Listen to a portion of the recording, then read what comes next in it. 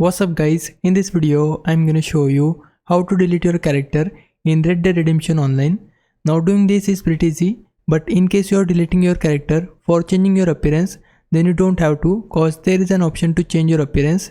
And to change your appearance we need to press left on our D-pad, or you can press L on your keyboard in order to open this menu. From here we need to go down to the bottom and you will find an option here which will be online options. Select it. Then we need to again go down to the bottom and we'll find an option of change appearance. Just keep holding A on your Xbox controller, cross on your PlayStation controller, or holding left on your mouse in order to open change appearance.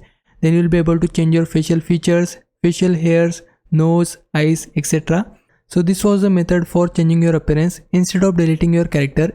But if you still wanna delete your character, then pause your game by pressing options or escape, and then we need to go to player.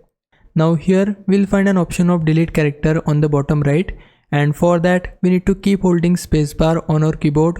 On Xbox hold X, on PlayStation hold square, and once you hold it down it will ask for your confirmation, and once you do it then your character will be deleted. So this is the entire process. Hope this helps.